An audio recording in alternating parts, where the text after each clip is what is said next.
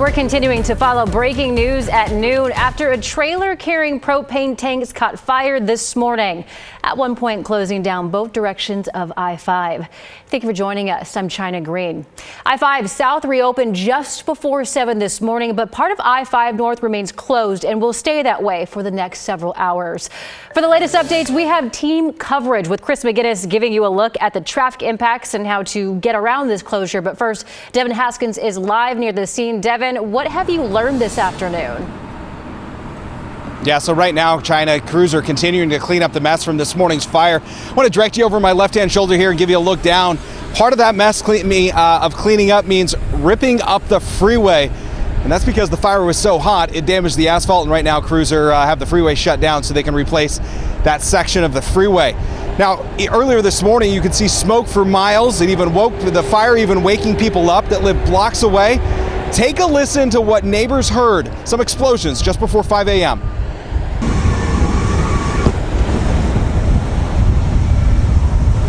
All right, so that was video from Becky Post, who lives near the freeway. She and other neighbors say they heard several explosions, some saying they heard at least a dozen of them.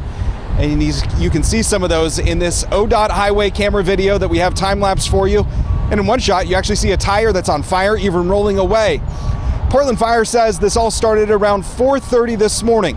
A trailer carrying more than 100 of the 5-gallon propane tanks caught fire along the shoulder of northbound I-5. We don't know what caused the fire or where the semi-tractor that was pulling it went. The driver of the truck, not here when Portland Fire showed up to put it out. The fire was so hot and dangerous that fire crews sprayed water on it from across the freeway because propane tanks were constantly exploding. Here's what Portland Fire spokesman Rick Graves told me about how dangerous those explosions were. There definitely was some exploding canisters that are no longer a part of the solid pile that's remainder of the trailer. So yeah, there was explosions occurring. Could be quite a significant danger to rescuers as well as spectators or observers on scene. And around 10 this morning, we saw what was left of that trailer carrying those tanks get loaded onto a flatbed truck. And as you can see, there's not much left of it. Now, we've seen the crews remove all the propane tanks, take those, put them in a dumpster and take them away. As far as that truck driver goes, Portland police say they want to talk to him, and detectives want to learn more about what happened and would love to talk to that driver. So if you know them, put them in touch with Portland police. Now, as far as the traffic goes, this will be closed down for several more hours as ODOT continues to replace the asphalt. For more on the impacts of the traffic and how to get around this, let's send it back to Chris McGinnis. Yeah, Devin, great stuff to see that out there, and ODOT at work, thankfully, at this point. Again, as Devin mentioned, I-5 northbound remains closed at Swan Island indefinitely. I-405 north is diverted to either I-5 south or the Kirby exit. This is the live look right now from the lower deck of the Fremont Bridge. It's possible that some of these drivers don't even know what's ahead, that the road is in fact closed. So they're being diverted to the Kirby exit over near Randall Children's Hospital or the I-5 south exit. All right, let's switch gears and give you a little different perspective. I can show you again that traffic is lining up there on northbound 405, but we also have folks that have probably decided to head out Highway 30 to the St. John's Bridge. So traffic heading into St. John's from Highway 30 is extra busy. That is not a great route, by the way, to get around this. 84 to 205 is probably your best bet.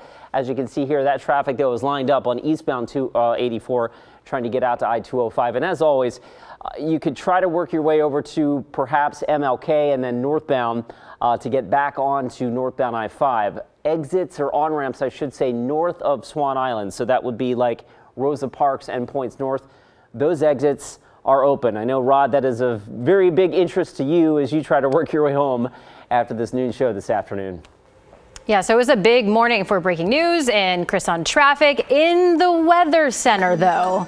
Yeah, to Chris's point, if you're going to take MLK, wait until about 12:35. I'll be on the road ahead of you by then. Now, it's a mess, right? I mean, good grief. I hope your afternoon gets through all this if you got to be out driving. Weather-wise, we're great, right? You look up, it's blue, it's gorgeous. We're watching a shower threat in the Blues this afternoon, just starting to feed off some of the slopes there. Most of this is over in Idaho, and then eastern Washington has a shower chance, and that's it. The rest of us are all dry. Clouds still showing up to some degree up around Astoria and Long Beach, but those are starting to break up.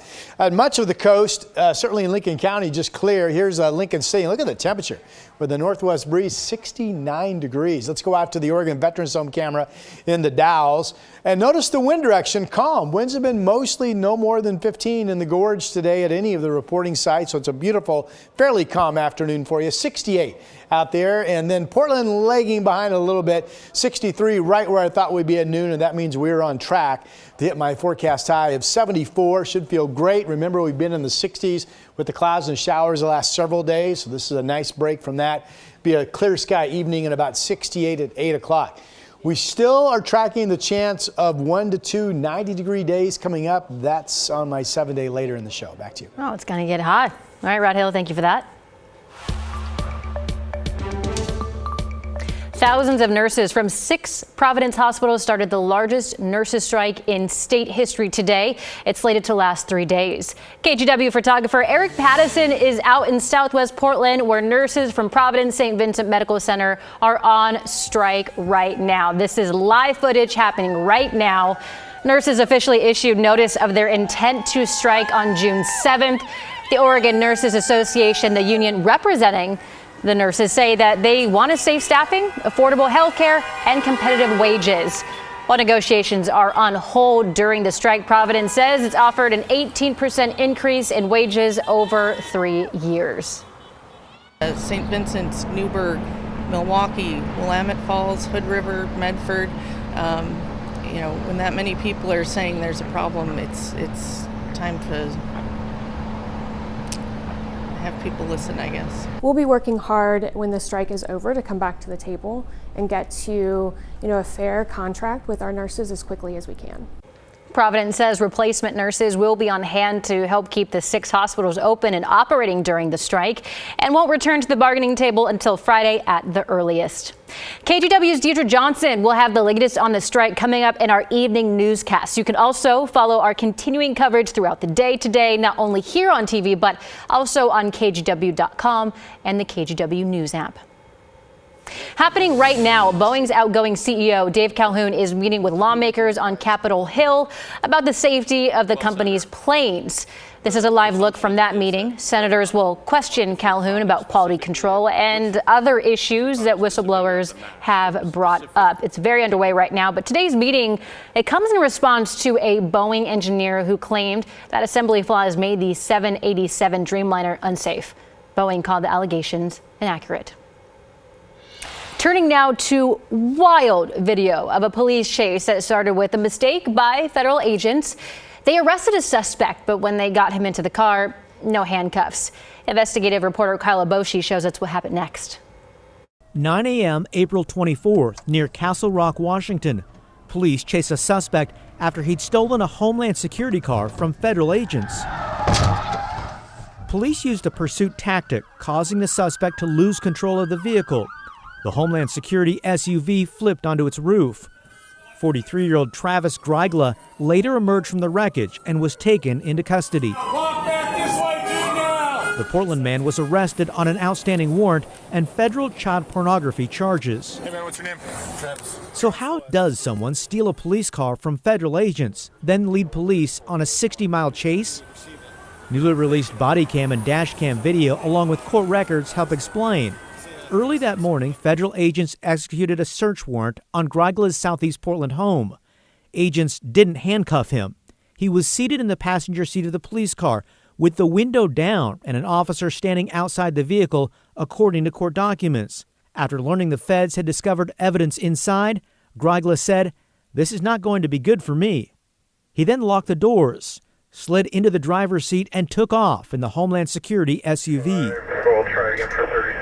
Greigla led police on a chase, reaching speeds near 120 miles per hour from Portland through southwest Washington. He evaded multiple spike strips. Might have got a clip on that. Eventually, the front driver's side deflated. And as the suspect tried to exit the freeway in Castle Rock, the pursuit came to a dramatic end. Greigla is a registered sex offender who, according to federal agents, has multiple convictions for sexually abusing children and possession of child porn. According to federal agents, the police vehicle did have 2 firearms and additional police gear in a lockbox. There was also evidence inside the car when it was stolen. In a statement, Homeland Security said it's reviewing this incident to ensure all relevant procedures were followed. Kyle Aboshi, KGW News.